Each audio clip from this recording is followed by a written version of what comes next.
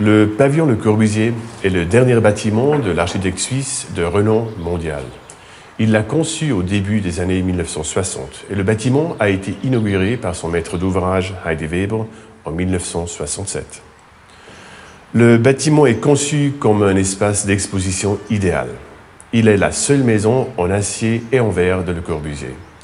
Ce joyau architectural se trouve dans le plus bel endroit au bord du lac de Zurich et il a été restauré avec beaucoup de soin et d'amour. Dans son pavillon, Le Corbusier a réuni beaucoup de ses idées architecturales. La maison a été en grande partie préfabriquée et n'a été assemblée sur place qu'avec plus de 20 000 vis.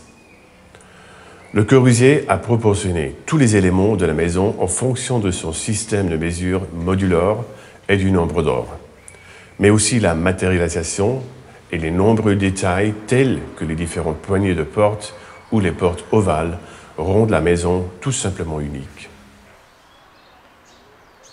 Alors que le pavillon montre toute sa splendeur colorée à l'extérieur, l'intérieur est dominé par des matériaux naturels tels que l'ardoise, le bois de chêne ou le béton brut.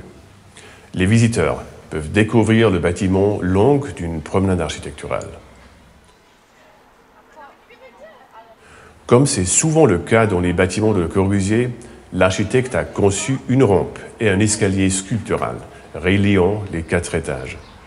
Le petit doigt jardin, avec sa vue panoramique, est certainement un point culminant.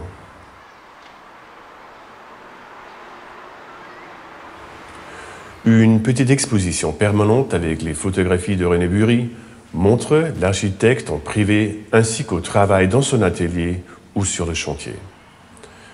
Les meubles classiques de Le Corbusier, Pierre Jeanneret et Charlotte Perriand, peuvent être essayés et les hôtes sont invités à expérimenter et à concevoir eux-mêmes à la table pratique.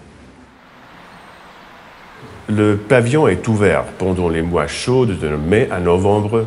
Chaque année, le Museum für Gestaltung Zürich présente une exposition temporaire sur Le Corbusier, ses idées et l'histoire de son œuvre. Bien entendu, tous les textes du pavillon sont également présentés en français. Bienvenue au pavillon Le Corbusier, le dernier bâtiment de l'architecte de renommée mondiale.